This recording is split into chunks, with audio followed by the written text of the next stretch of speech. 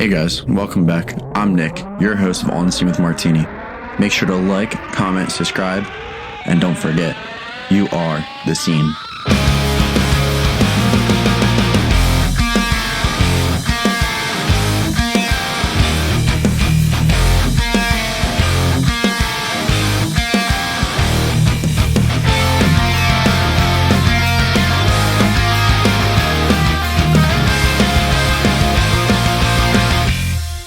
Hey guys, what's up? It's Nick, On the Scene with Martini. Today I got Kevin from Public Opinion. How you doing today, Kevin? I'm good, man. Thank you so much for finding the time to do this. I appreciate it a lot. I'm excited. Absolutely, thank you.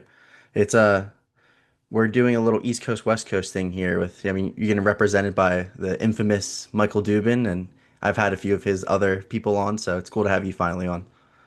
Yeah, thank you so much. Who have you had on that Dubin or Common Sage. Common Sage? That makes sense. Yeah, yeah. Julian's a friend. He's a good guy. Oh, Julian rocks. So I just want to get started how I always do and just kind of talk about how you got into music. What were like some of your earlier days listening, or what were some of your early kind of what got you into wanting to pursue music? And we'll go from there. Talk about your current career and stuff. Definitely, yeah. Really early on, my dad has worked in radio my entire life, so music was always it was always around the house as a kid. What comes with that is things like David Bowie, Counting Crows, Tom Petty, kind of just regular pop music, guitar music, rock music, Bruce Springsteen as well.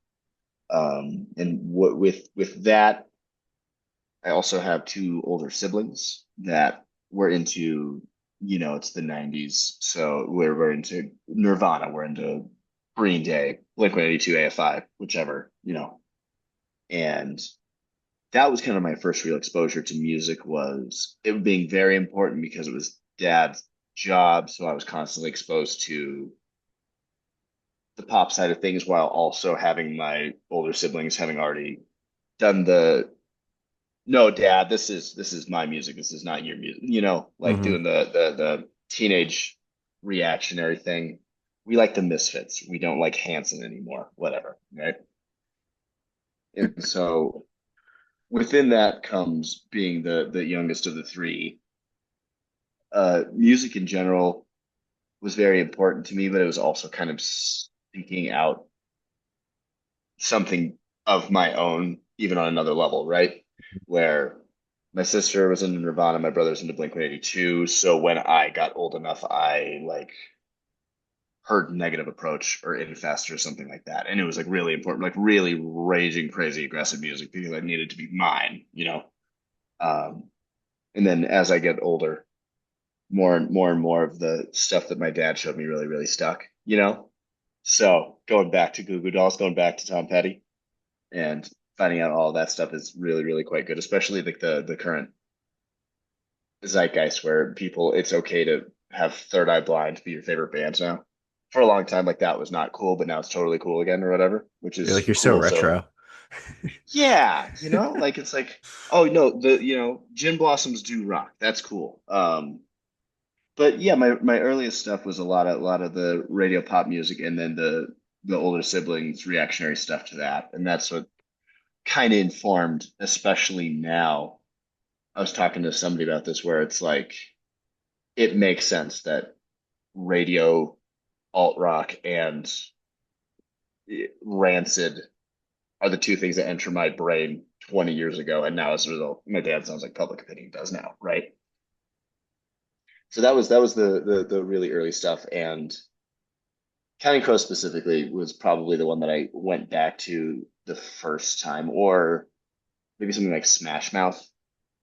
I was just like, I like that this guy is kind of yelling. Like, this is kind of bizarre that we're listening to this on the radio. This guy is he's got this wild ass voice and he's kind of shouting and it's a little bit left of center. And I think that's kind of cool. Like, Walking on the Sun is a crazy song. And I thought about that and revisited it the last couple of weeks. And like, oh, yeah, this was maybe like my first favorite song that I heard on the radio that I was just psyched whenever it came on since then.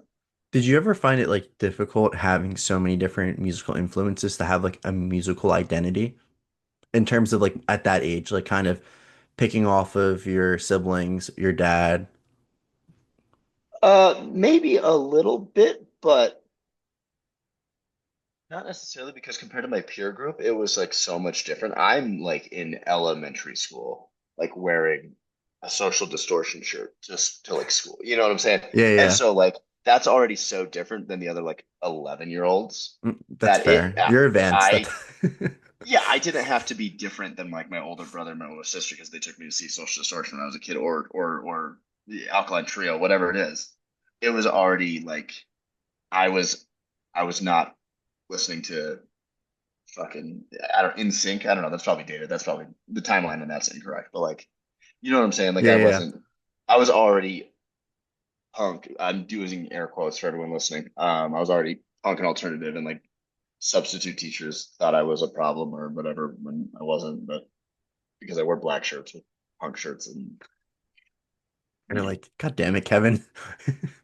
yeah, they just assumed that I was a shithead because I liked, scary shirt music, which is so stupid. And I feel And like like, now it's pretty bad too, with like that type of, especially with how crazy like death metal and black metal logos have gotten over the years. It's well, it's pretty the easy. access to it. It's like, yeah, like Yeah. somebody said, yeah, like the logo looks like a caterpillar, but like that the word is offensive, so you can't wear it to school anymore because it's just like it just looks like whatever. But then oh, there's a brain bleeding with a knife through it on the shirt, and you're like 12 years old because they found crowbar on TikTok or whatever. It's like, come on. Crowbar has really had a resurgence. Not to get off topic here, but Crowbar has really been putting out stuff and touring hard Uh, and stuff recently. Terrible news. We're going to get off topic a lot because this is what I do. I meander. Whenever I've done these, I just start talking about other things because I That's have a lot to fine. talk about. Crowbar being huge now is so funny and also so cool. I agree. Uh, yeah, because like they were a band that was good, that everyone who liked extreme music was like, yeah, they're a good band. And now they're like entire tour ad mats, every show is sold out now. And you're like, what the hell happened here? And then you see the videos, and it's 17-year-olds holding up their phone, singing along super loud to Crowbar. I'm like, this was for 50-year-olds 10 years ago. Yeah. What the hell happened here? And then Yeah. you have like the They're push pit awesome. of like seven people, but like everyone's just The, lights are Everyone's on. trying to film, and the Yeah. lights are so bright the whole time.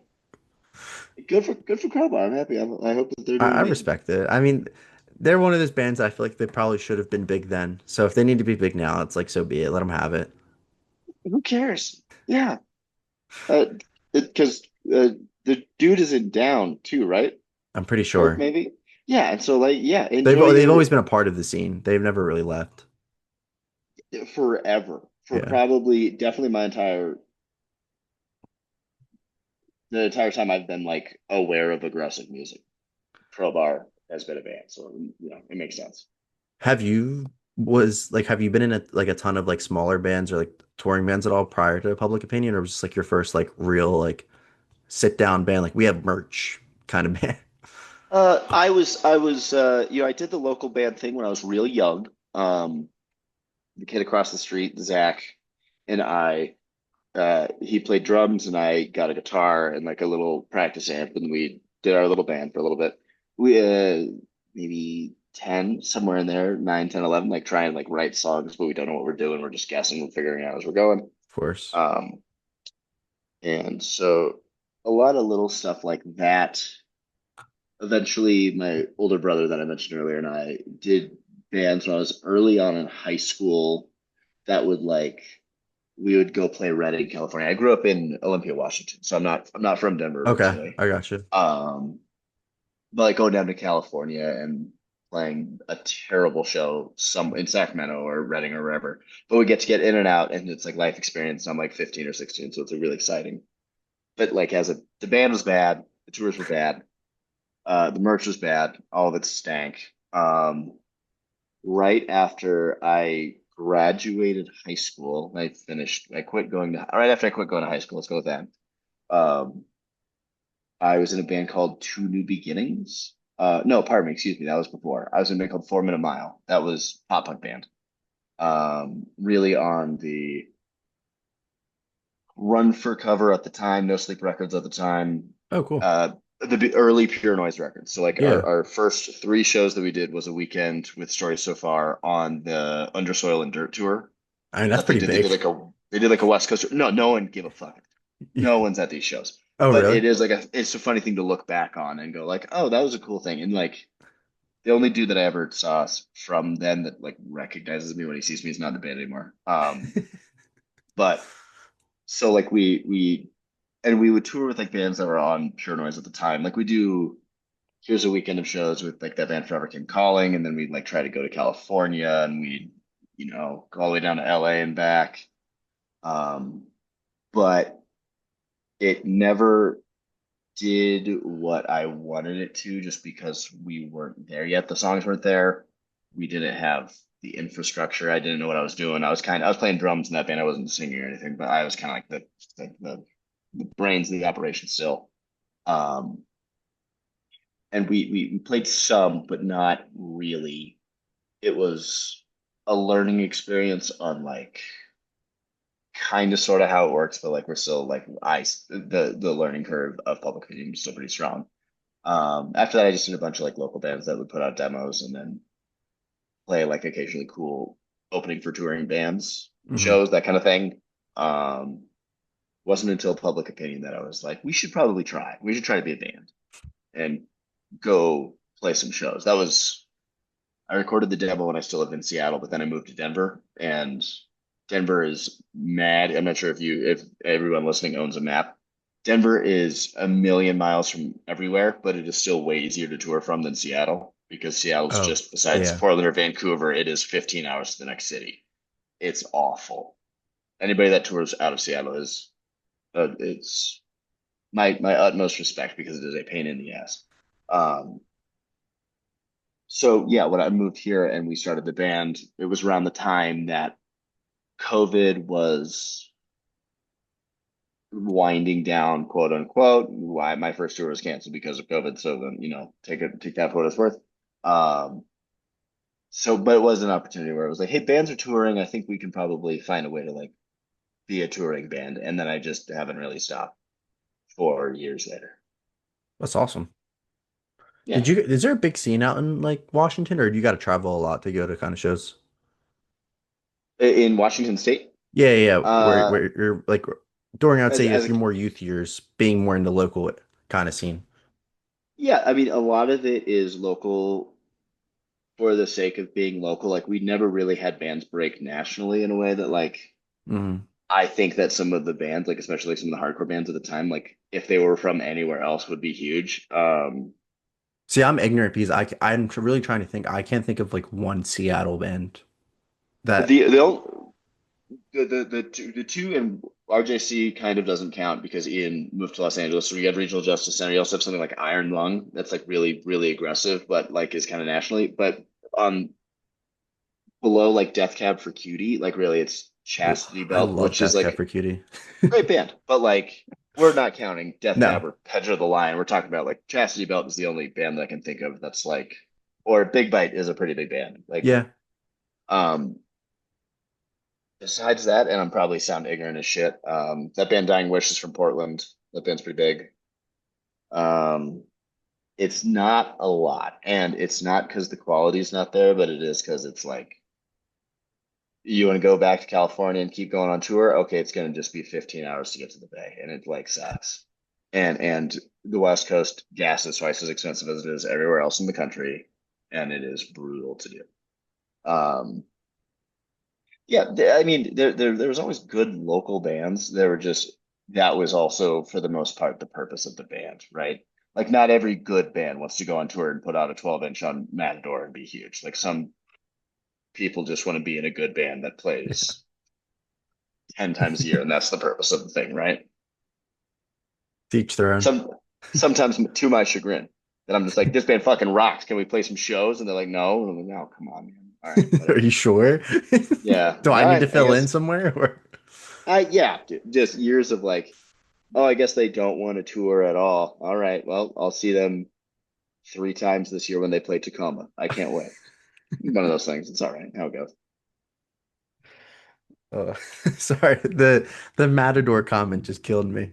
The 12 No, inch. but You're not you know what I'm wrong though. saying? You're not wrong. Yeah, some people want to be in bands that sell a whole bunch of records to, and some people want to be in bands with their friends and put out a single 12-inch on their friend's local label, and that's cool. Unfortunately, I think some of those bands are really good and should be national acts. That's all. Fair. So then when you first start Public Opinion, Mm. you were kind of saying earlier how you guys are pretty spattered around the country, or you guys. We are, yeah. So the original version, I recorded the demo myself, and then the next tape, and then the first 12-inch we put out on Convulse was myself, and then three dudes from the Seattle area. Two of them are still in the band. Um, one of them slightly more permanently than the other. It's become my circus of sorts, right? Hmm. Where like we're all of a certain age now. Hmm. People have real careers, people have families, people have responsibilities. That me just being like, listen, brother, 2 weeks on the East Coast, and it's like, hey man, I have a 401k. I'm not going to make it out for this one. So I'm like, okay, I have to ask somebody else. So uh, I'm throwing quotes up again, main members, the three of us, and really it's one, but it's three, but it's five, but it's also 16. Um, Myself and the other Kevin both live in Denver, Colorado, and then Sebastian lives outside of Olympia, Washington. And so that means every tour or every show or whatever, he's flying in. Brent, who was in the band from the jump and comes in and out, more in recently, does as much as he can, but again, career responsibilities, things like this, lives in Seattle. And Gotcha. so, and then Will, who plays drums a bunch now, lives in St. Louis. So it's just like no easy, everything is a headache, everything is money. Welcome to my circus. Yeah. How do you get like Will from St. Louis? Like how does that kind of formulate? Like getting outside of your circle, getting people from different states and stuff. I mean, that must be Uh, difficult to begin with, or was it kind of just like connections in the scene, or it is all that. It is all just meeting people. He plays a band called Squint from St. Louis that we just finished a tour with in the Midwest. okay. We played some shows with a couple years ago. They not dissimilar to us. It's rock music, but it's clearly influenced by hardcore. So kids that like hardcore go to the shows. So connection spiritually, and then we actually got to play shows together. We got to meet.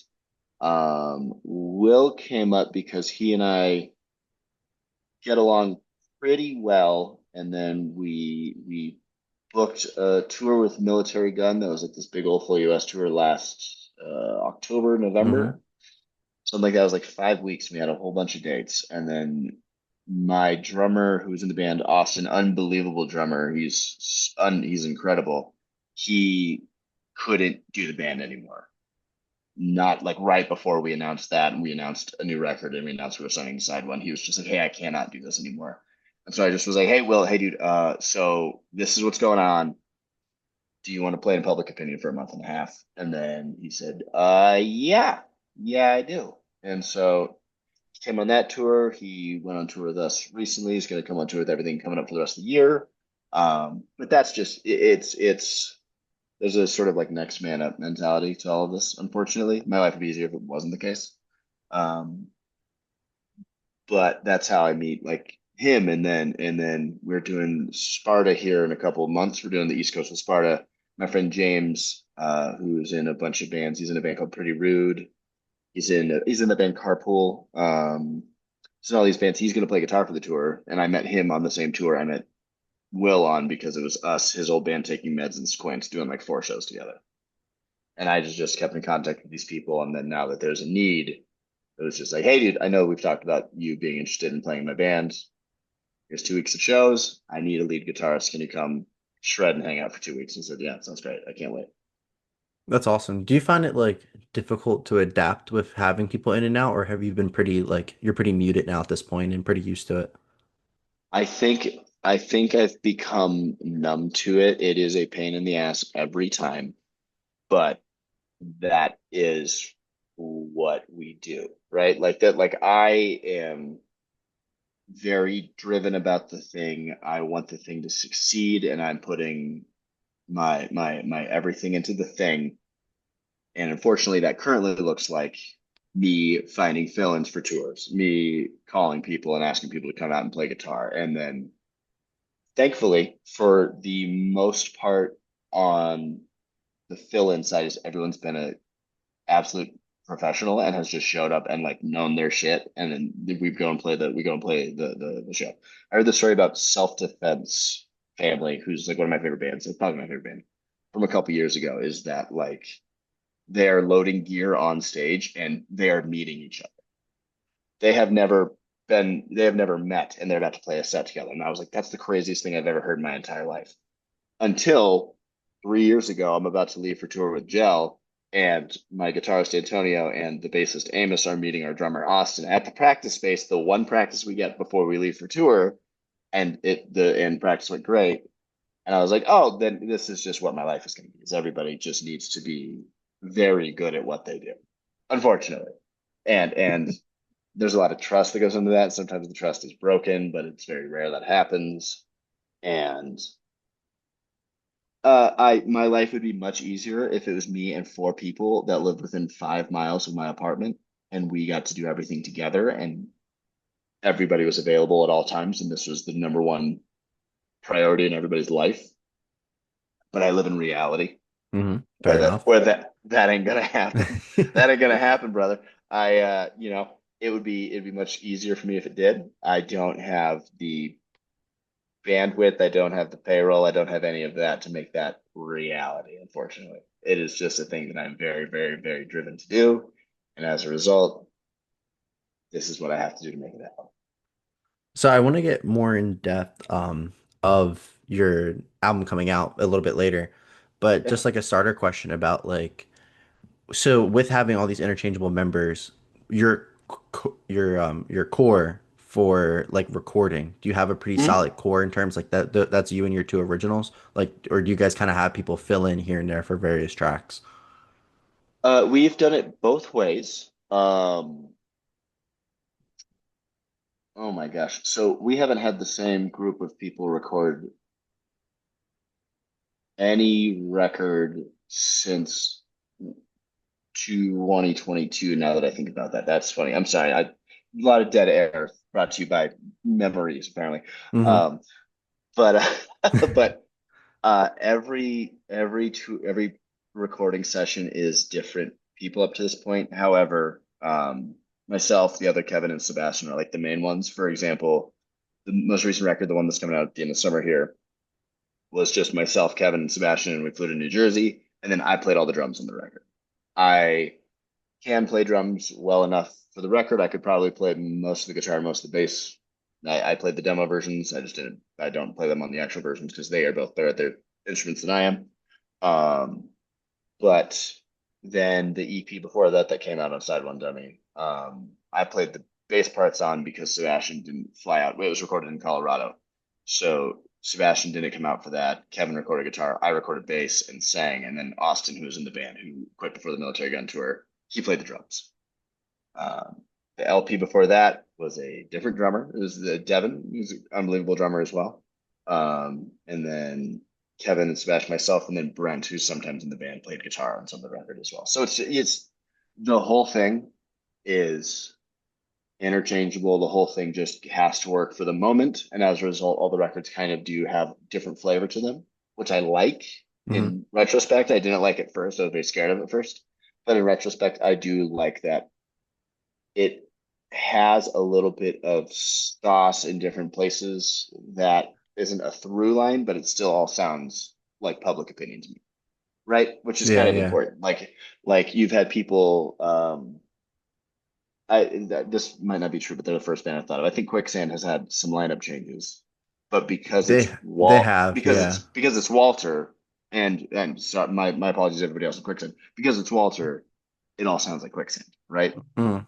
That's the idea. Where like because it's me writing the songs and I'm singing on it, even if it is different hands and we're adding a lot of different flavor on rhythm section, if we're adding different lead parts, if we're adding different hands playing guitar stuff, different producers, different recording situations, it's all going to sound like Public Opinion, which is the goal from the onset for me.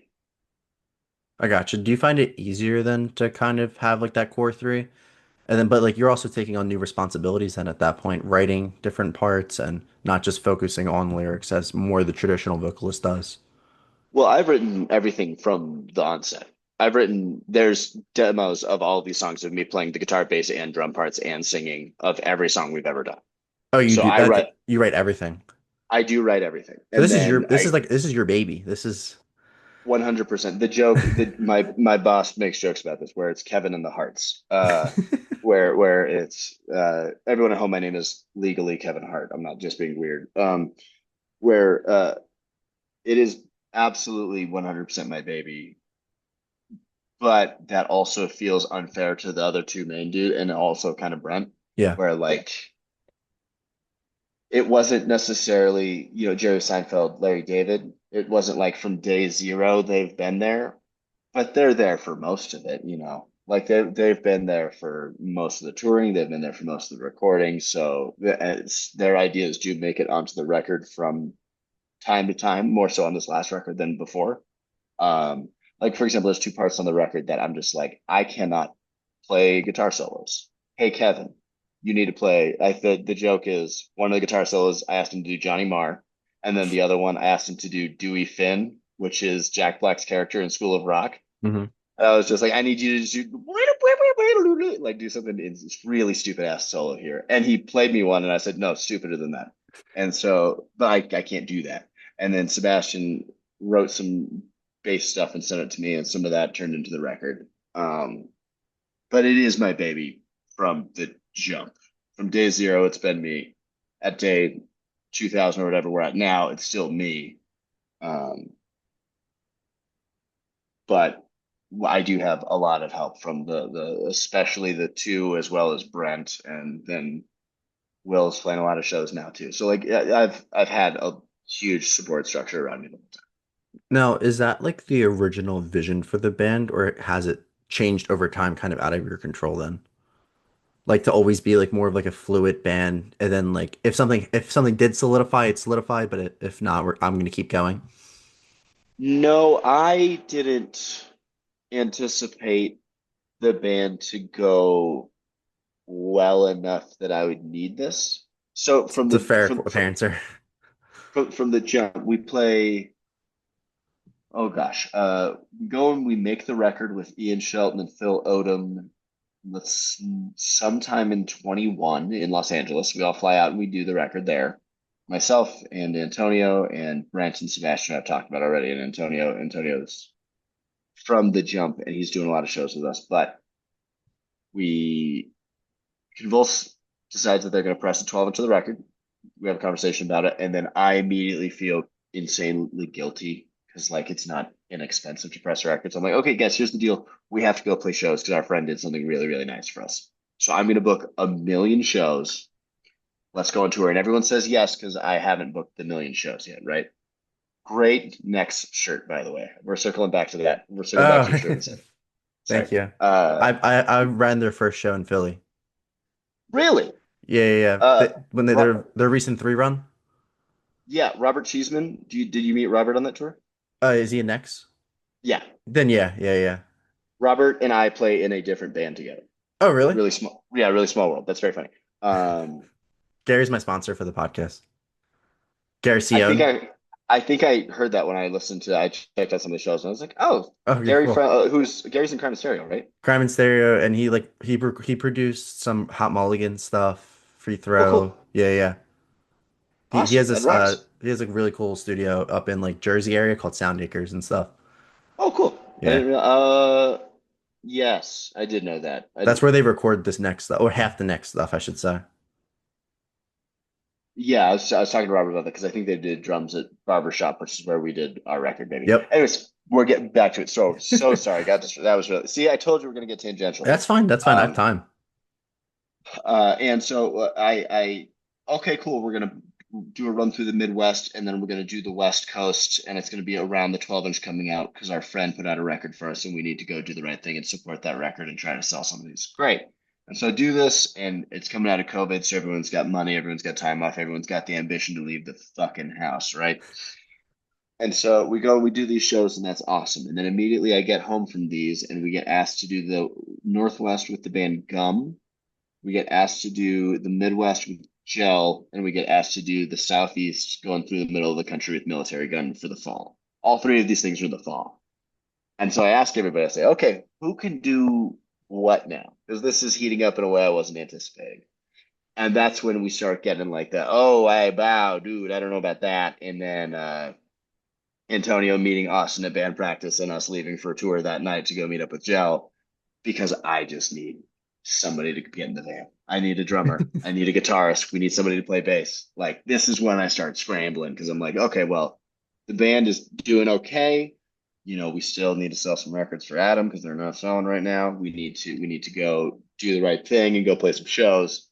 And all of this is a good enough time and is going well enough. I'm throwing quotes up again. Well enough that it's like we could probably keep this going, and like this is exciting enough for everybody to like be out and playing some shows that are like doing okay. That everyone's staying interested, everyone's making it work with their lives to different degrees. Um, so that way we keep touring. We just keep saying yes to things, and I keep booking our own DIY tour to the south, DIY tour to the northeast, doing the west coast again, doing the middle of the country with Lurk. Like going and playing some shows, and it has just out of necessity became that. I never thought we needed that.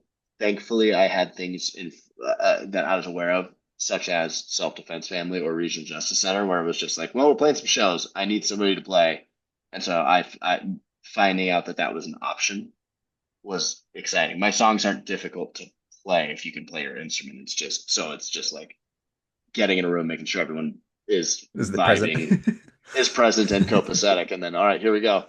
One, two, three, go. So, and I just might sound ignorant. No, So you're I good. had Chloe from Destiny Bond on. Is Awesome. Adam the same one in Destiny, or he's part of Destiny Bond, right? And then Yes. okay, I'm Adam like plays learning the drums. Denver scene as of recent. That's been a new thread of my life. I love that Adam. Yes, Adam of Destiny Bond is Adam of Convulse. Chloe also works at Convulse from Destiny Bond. Yeah, yeah. Amos from Destiny Bond also works at Convulse. Yes. And then Quinn, who's in some other bands, and young Nick, who's in some other bands. There's a handful of people that help out at Convulse, but that is the same Adam, yes. Okay. I was just making sure. That was more of a Nick question than the viewers are probably like, I don't care. But I'm glad I got Give to it to know him. that. Give it to him. Yeah. So like being in public opinion, having like kind of really having full control in a way of your Mhm. sound. What were some of like your bigger influences? Kind of saying earlier about how were you're a rock band picking through from like the hardcore world and the punk world. I mean, there's a lot of like I like the bands like that. Like I would throw Spiritual Cramp in that realm. I would show Sure. Military Gun, like those kind of bands. What kind of are some of your more influences? I know it's such a basic question, but I'm just curious. No, it's good. It's good stuff. It's important to know like what the thing is from the onset.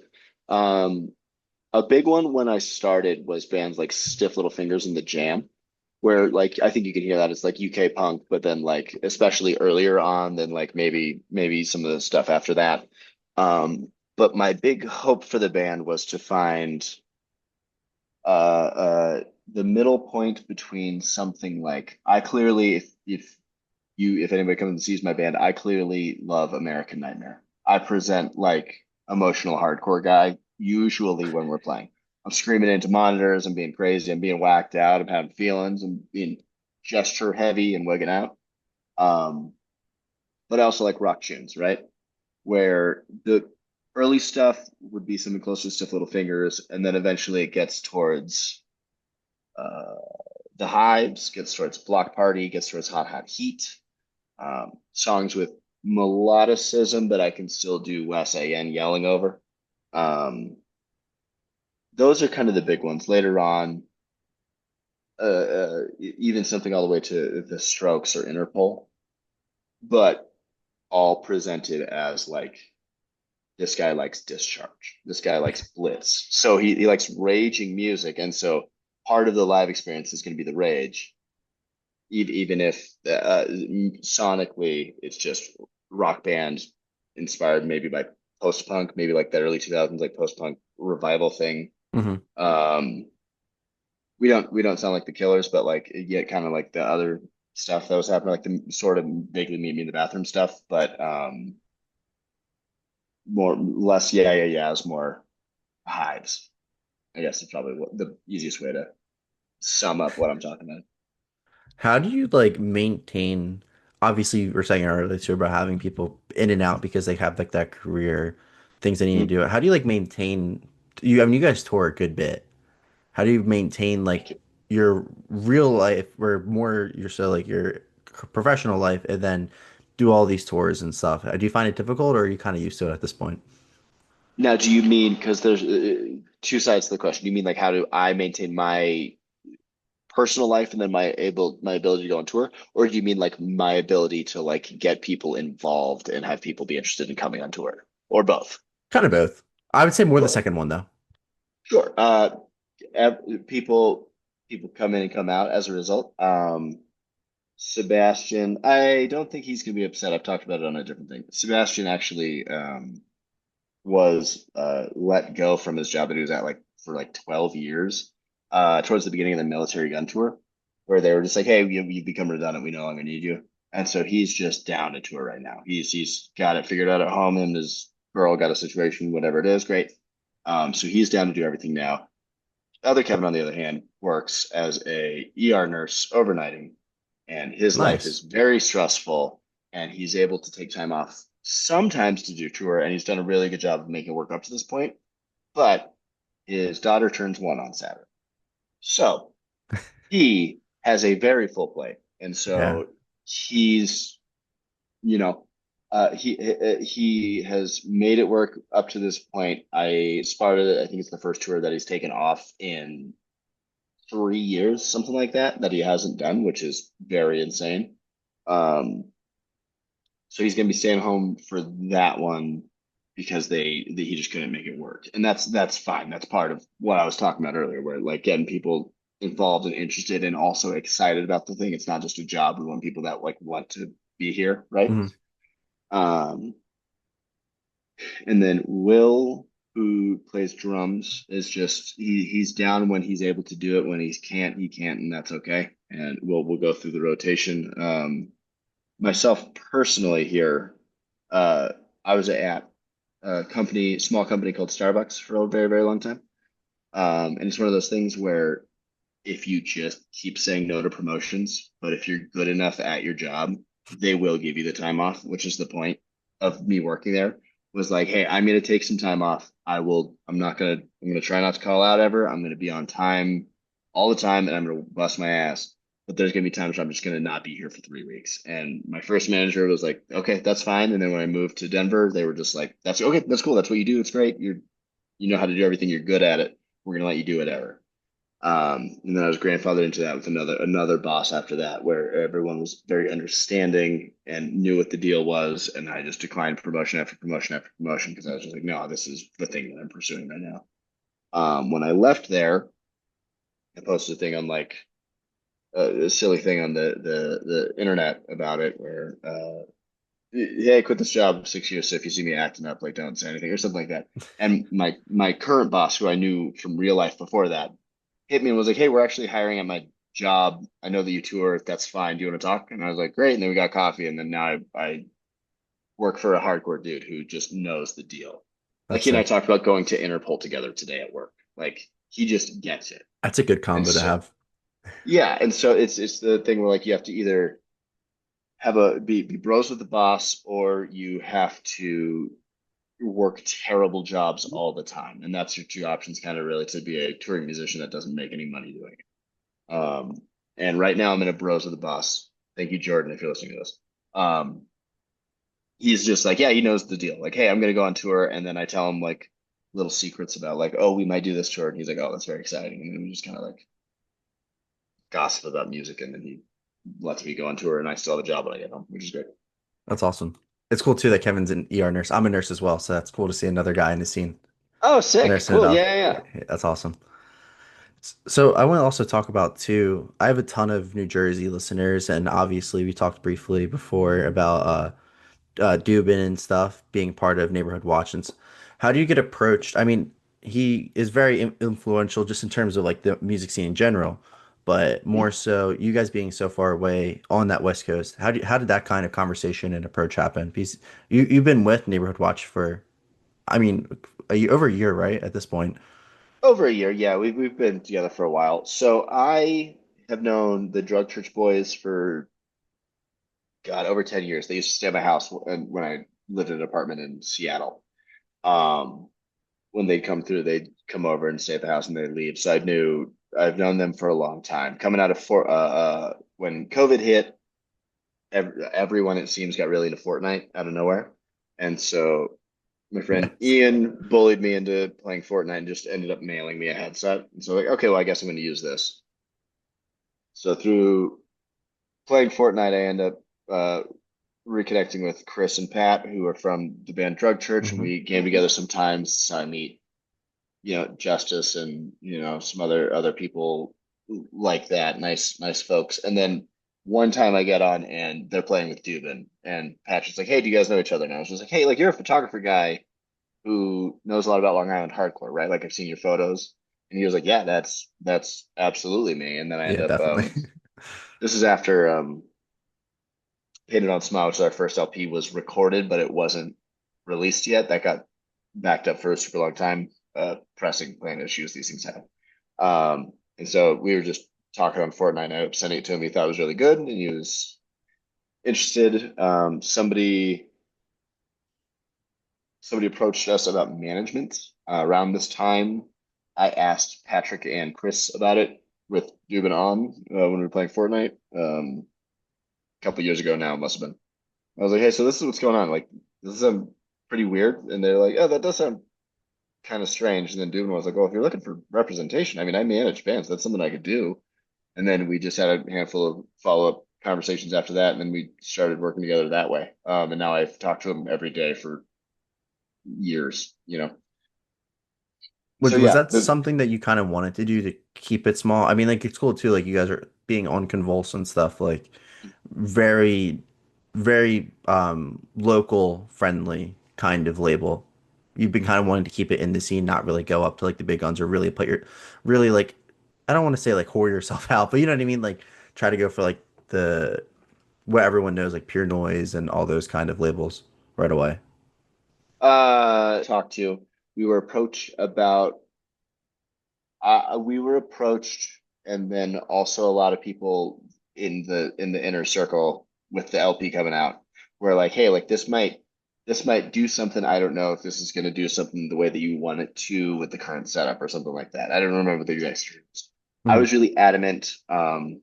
Staying on Convulse was the move because there's a lot of eyes on Convulse at the time. I thought it could give us an opportunity to graduate in a way that would benefit our band, would benefit Convulse, and then would Yeah. also like give us a long track record, right?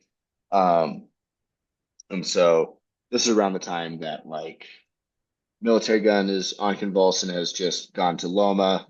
Gel has put out records on Convulse and is now on Blue Grape. There's a graduation thing that's kind of starting to happen.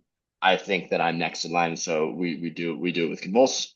It's also really easy to keep it the way that it is, especially at the time where like Adam's just a guy I talk to 3 times a week at that point, anyways, about uh, basketball, about hardcore, about whatever it was. So it's just like, oh, it's already a guy I have a great relationship with. Let's just do the record here. Let's stay home. He's put out some music for us in the past. Let's just stay here for now. And so that was the big starting point for staying on Convulse then. Um, since then, of course, Side One Dummy, and we've now left for other folks. But doing the LP on Convulse was intentional in that way. Where like if we wanted to, I'm sure that there are record labels that probably would have given me some amount of money for the rights to my record that I wouldn't have wanted to give to them, and I wouldn't have wanted to sell to them. Yeah. Um, so I'm glad that we did it the way that we did. Still, I I think that that was the right choice all this time later. That's awesome. Yeah. I totally agree too. It's cool to keep it in the scene. And I mean, working with your friends at work kind of suck, but like working in your friends in the scene are a little different. It's like fun They're a work. little different. Yeah, it's we're all trying here. Like it's working that way. Where like, hey, we're all trying to like have this go well for like everyone else's benefit, like everyone's benefit, including our own. Yeah, it was a real positive relationship with most the entire time we were there, and it is again now it's Edwin Dunning as well. And this is just a random question that I have down here, but Sure. when I was looking at your Instagram, you guys are Public Opinion FC. Are you guys soccer fans at all, or is that just like because you needed the name? Two things. One, we are soccer fans, um, but it is a thing where public opinion is like any like a band that sounds like Discharge could be called Public Opinion. It's just kind of what it is. And like eventually, I was waiting for a cease and desist, and for a long time, hardcore bands would do the AD thing, Yeah. shipwrecked AD, whatever, such and such AD. And I was like, well, I don't want to do that. And like, kind of our thing is like, I wear Adidas and Fred Perry, so an LS jacket. It looks like I'm going to a match. We might as well lean in and have that be the thing. So as a result, Public Opinion Football Club is the thing. Who do you guys support? It is hotly contested. Three of us are into Premier League. I support Liverpool. Uh, Will sports Arsenal, and then Sebastian sports Man City. Ah, that's fucking brutal. We That don't is we brutal. when we're not playing each other, we're fine and we'll watch matches together. But when we're playing each other, I just won't talk to either of them for 3 hours at a time. Now, if you don't mind, I'd love to ask you a few soccer questions then. Oh, good. Let's sure. Well, just like more basis. That's like one of my that's gonna be a future thing, which we'll have to revisit it, but it's gonna be this is a teaser for who anyone's gotten in here. A new sub series on my podcast is gonna be called On the Pitch with Martini, and it's gonna be interviewing Awesome. people in the hardcore and punk scene about soccer, like their takes and Awesome. stuff, do like league predictions and shit. So we'll definitely have to Okay. redo something in the future when Can't I have it up. cannot wait to come back and do that. That sounds awesome. But yeah, so for starters, who do you have winning the World Cup, or are you a USA supporter? Here's the thing. I do not care about country football at all. That's I fair. I I I get I'm gonna say a bunch of insane things. The way that we as a country all of a sudden pretend Christian Pulisic is like Leo Messi Oh my God, it pisses me is off. insane. It's so annoying. He wasn't in the starting 11 when he was in the Prem, and now he plays in Italy and he still isn't starting. It's What not are we great. talking about? What are we talking about? It's like And when then I people talk also about Gio Reyna. it's I just but then I'm not like I'm not the patriotism thing, and I understand that like there's people that are like my grandfather's been rooting for the German national team for 75 years or whatever, Yeah, right? yeah. I don't have that at all. I'm first generation caring about this. And so it would be also weird for me to just be like Netherlands kit or whatever, right? Mm, Like that would be weird. So as a result, do not care about club or country football at all. This that's is fine. That's downtime. This is yeah, downtime. I'm watching baseball right now. that's fair. That's fair. For for I did not care about the cup at all. Like I care about the cup. Like I'll watch the games. It's fun to see Sure. like people caring about the sport. I think it's good for the country, even though I don't even know if we deserve to have the World Cup this year, but that's besides the point. Mhm. But on top of that, I'm from Philly, so the Ivory Coast is our host team, or like we Awesome. so. And then I was like looking at their roster, and I was like, "Fuck!" Like their entire starting 11 is pure. They're Prem starters, Bundesliga starters, Serie A starters, and then like they all play for like a top five team. Like they're it's a really good squad. So I've adopted Yes. the Ivory Coast underdog to keep it I fun. love that. I love that. And that's the same thing where like I will go to that's not just similar, but I'll go to like Rapids matches with Hmm. like friends. I don't care about MLS, but like when I'm there, Oh, of you know, course. burgundy and blue, I love the burgundy and blue. colors of Colorado. Not to get off topic again, but they're gorgeous fucking jerseys. Absolutely. But that's the same thing, right? Where like because it's down the street, I understand you being like, "Oh, I will then watch this. This is good stuff." Yeah, we went to like their open practice. I'm actually going to Curacao versus Ivory Coast, which I'm pumped about. But Sick. we speaking of being a Liverpool fan, I like quickly met Yann Diamati, which is like the next Liverpool target. He's supposed to like they offered him 100 million euros 2 days ago, and I got denied. So Where at the open practice is where you met him? yeah. They did like I'll send you a picture of it afterwards. He did took pictures and shit, but like all of like the Ivory Coast Whoa. people came. It was super cool. But dude, the guy's a superstar, and as a Liverpool fan, I would be like begging that he comes to play for you guys. It's cool to hear a positive version of this because I'm just seeing obviously people are like scare tacticking like this is why we shouldn't do this and then there's people doing like burnouts on like dirt bikes and shit around Seattle or Yeah, Kansas yeah, City or wherever. But it's like hearing like oh no, this is a positive thing where I got to like go and meet a guy is so cool. That's awesome. for sure. Keep going on though. You guys have a new album coming out. I do, We were yes. teasing it. The reason why you were here, as I am related to your PR guy. So not related, but you know what I mean. Work with your PR guy here and there. Sure. The Curse of Public Opinion out August 7th. Yes. New album coming out. I mean, I love the single track When Kevin Gets Free. That's Thank you. it's a great great title. Just wondering what prompts a guy to in your kind of touring a ton. How do you get one? How do you get the time to come out with a new record? And then on top of that, what prompts? Let me put out a new Public Opinion record because you don't really have like those members really pestering you like, hey, we got to put out this. This is more so when you want to do it in a way. Yeah, sure. So with all of the touring is just to promote the records from where I'm sitting. Like, I like to play shows. Playing shows feels very good, and I really enjoy the 25 to 35 minutes that I'm doing it. And it's very exciting for me. The rest of touring, I do not like at all. I'm not a people person. I like to be isolated. I like to have my own space. Everything else that comes with touring, I do not like. Touring is just to promote records. Making a record, writing songs, demoing, I love. It is the reason that I do this, is the reason that I pursue music. I know a lot of people that pursue careers in music because they want to go play a whole bunch of shows and they want to have a good time with their friends. They want to, Hmm. eat catering and fuck around and not have a real job. That is not why I do it at all. I do it because I'm liken myself to being a creative person who likes to make music. So finding the time has never been a problem. Like this is the reason that I Yeah. take these piece of Touring shit jobs that I secondary. talked. Yeah. Yeah, touring is just because I borrowed some money to make these records. I need to make some money back for some folks.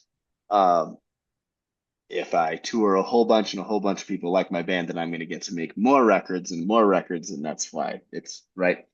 However, I understand that I obviously play more shows than I make records, but still. Um, I have, there was a big delay going into releasing Painted on Smile, our first LP, and then a little bit of a delay from recording to release of the last EP as well. So I had an awful lot of time to create, an awful lot of time to make a new record. During that time, we got it together. We started talking about Roms, who wound up making the record at Barbershop, like we talked about. Who he is awesome. He is incredible. Also in Crime and Sarah tied all together. And the the timing worked out to where I was done writing what my version of the record was, and then he goes and produces, of course. But my version of the record was done, and we had a slot that he was available that we were able to get the booking to get the time in. Which was last January. It was after a couple tours, and then we had a little couple months off before we went back on tour with Drug Church in April. Um, and so finding the time and then the pressure is all internal, and thankfully support staff around me. So an actual support system, my wife, for example, and like my job being down with it, Hmm. um, gives me the opportunity, the lateral movement to like, hey, I'm gonna go to New Jersey for 3 weeks and make a record. That's cool, right? And yeah, of course, that's why you do this. Um, no one's ever if it was up to me, it's the joke of the last EP is Perpetual Motion Machine is me because like we just it's why are we not going? Like Hmm. we have a tour in September. I've got a tour or two in November. I found myself at work a couple weeks ago routing a tour for October. And I had to like snap out of it and be like, "You're being a psycho. Right? You're being Kevin. Take a break. You don't need to tour every month for the rest of the year. You're being insane." We might And see just an like October tour that. and it's totally in the cards. So we're clear. But like I'm being crazy. Like the how do you keep going? I don't know. It's intrinsic. It is internal.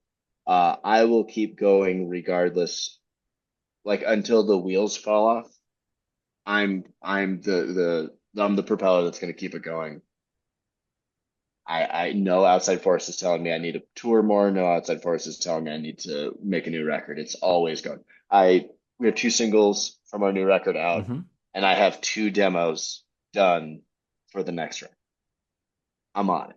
I'm just constantly going because I think about it all the time. That's awesome.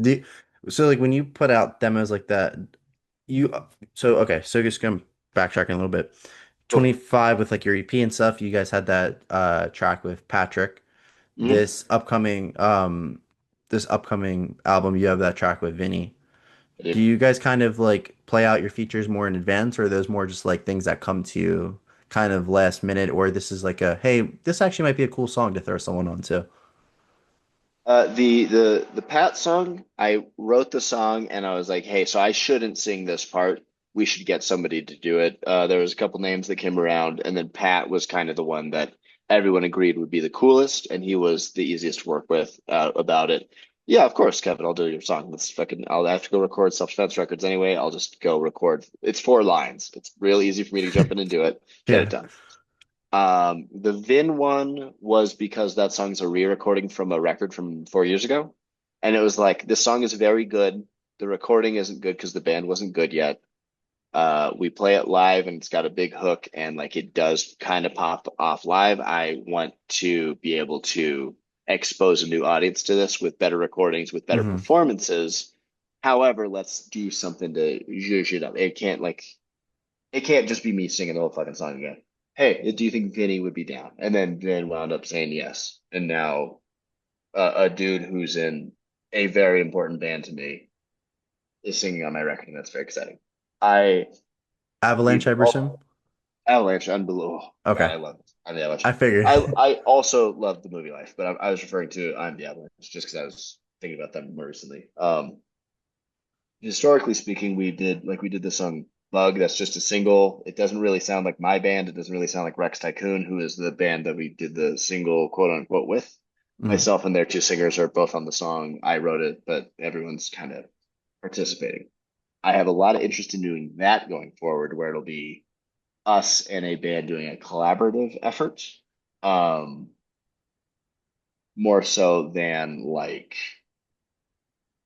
I like the cool like Patrick doing it hip hop style where he comes in, he just does a verse and then he's out is very cool, and I think that's cool. That like that's obviously lit, and like when it happens live, everyone gets excited. Same thing with the Vin part. He comes and does a verse and he's out. It's lit and it's cool. I would more interested in like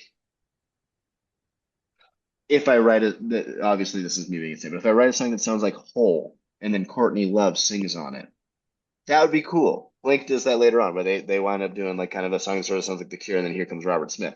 I think that's great. I think that's way cooler than the hip hop style thing, just because I think I have more interest in that. Yeah, I get There you. are there are bands that I want to record songs with coming up. I just don't want to say it here and then have it not land coming up. But there's I have a couple that I want to do on the next whatever the next recording is. That's awesome. I was wondering too, like with a band being a part of your scene, like we see like a ton of splits. Was that just something that you never really wanted to do, or is that something you still have in the cards? I mean, I would love to do a split. It's just we've never done a 7 inch. Like That's fair. Yeah. we've never had songs left over in such a way. There's some, I wanted to kind of collect all like the back end stuff and like maybe put it on like a record, like because there's some like digital singles or whatever, like that Rex Tycoon song that we did. hmm But we've never done like a here's my 2 songs, here's your 2 songs split 7 inch. I also don't know how often bands from the quote again adjacent thing do that. I'm trying to like think of bands that and I can't really. Besides, there's like the old one like Self Defense does a million splits. I do a split of Self Defense tomorrow, but That's the only band that I think of that does those anymore, right? It's In like the East Coast, I feel like it's pretty popular. Like I know I'm like blanking now, but I feel like there's still it's not like like I know mad hardcore bands, like yeah, straight yeah, up sure, yeah, hardcore yeah. bands that do it But like all not the really time. your kind of vibe. I mean, I know Cramp, Spiritual Cramp did one. They did that White Reaper one, and that was sick. Yeah. Those songs are great, It's but funny I how like don't know. adjacent we are, considering you guys were just on tour with White Reaper. Like all of the just bands that kind of like really it's really full circle to in this interview. We're tying it all together. The White Reaper tour was awesome because a lot of people would come and like might not like the other bands, but would love my band and White Reaper. Like their fans really found something in us, which was cool. I loved that. Did you feel It's like you it's guys got a lot of, I don't want to say recognition, but like that was one of the more recent tours you've done over the years that really pushed your band or felt more yeah. most I mean, received at?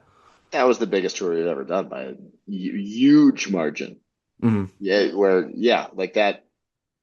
Uh, that between the announce and like the kind of the internet fanfare that comes with that, and then actually going and playing the shows to an awful lot of new people, that did so much more for the band than anything probably has up to this point.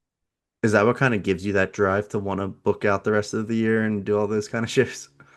No, that drive comes from the same thing that I felt guilty when Adam put out a record for me 4 years ago, and I saw the pre-order numbers and it wasn't making me happy. And it's like, okay, well, we should probably go do the right thing by our friends and go play 170 shows this year because they did a nice thing and put out a record and spent a bunch of money. That's Was that maybe really how many shows you put out or did that year? Or was that just was that a no, BS number? that was just a number. We've done like 115 in 12 months. It wasn't a calendar year. It was like a June to June That's still that we crazy did. though. Yeah, it was the first 13 months we were a band. We played so many shows because I was just like, oh, this is going well. Let's just keep it. Let's keep having it go. Like why not? So stupid. I I want to we'll wrap up here. I know Okay. you guys announced a tour with Sparta. That's going to be like Yes. you guys are supporting Sparta on the East Coast. Mhm. That's going to be like your first not first, but that's going to yeah, your first tour or after the album and stuff. Did that kind of come to you or you guys wanted to do it like another supporting tour for the record? We were open to everything. We were excited. There was one that was in the air that sort of didn't make sense that I was like, this is going to be people, but is anybody going to like this? Hmm. And then when the Sparta conversation started, it was like, oh, their fans like guitars. Their fans like rock music. This is gonna be a slam dunk. We should absolutely do this. And then the timing where it starts almost to the day a month after our new album comes out is like, yeah. I mean, Done. yes, yes. Please, where do I sign? Absolutely. This is going to be music fans that are going to come that are probably into things like buying vinyl, and that we're going to be able to win over a very receptive crowd for 2.5 weeks or whatever it is. Yeah, absolutely. That was a no-brainer as far as I'm concerned. Yeah, I have it on my calendar. I'm definitely gonna hope to get there and do some photography and stuff. You guys are playing Warehouse on Waltz in Philly, which is like a super cool. Well, it's called Cambridge Hall. It's kind of like if you fuck like eight different names at this point, but Okay, sure. it's a sick venue. It's a sick venue. I saw Ink and Dagger there with Jeff Rickley. Whoa. It's a cool venue. Very very DIY mixed with they could have bigger bands there if they want to kind of thing. So probably a Is perfect this venue.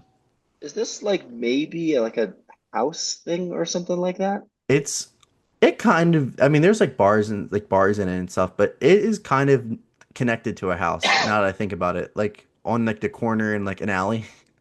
Okay, so when we did a tour with that band Catbite from Philadelphia, and I was talking to Chris about it, he was telling me that he saw Ink and Dagger at a spot there that was pretty wild, and that must be That the was same there. spot. Definitely. That's cool. Definitely was there. I also I just like another sidetrack. I love Catbite. I had Britt and Tim on before. They were like one of my first So episodes sick. actually. Great Oh, band. they rock so much. I hope I get to see them again soon. Great band. Hmm. But thank you so much for coming on, man. It was a Of ton of course. fun. Absolutely. This was great. Thank you so much. Guys, there'll be a ton of links down below. Like we were talking about earlier, September 12th to the 27th, they will be supporting Sparta on their East Coast run with Sparta and Cut a Silhouette. And then on top of that, I will link down below The Curse of Public Opinion, which is their new record coming out August 7th. I'll link to their web store and stuff. So pre-order some vinyl, come out to a show and say hi. Peace.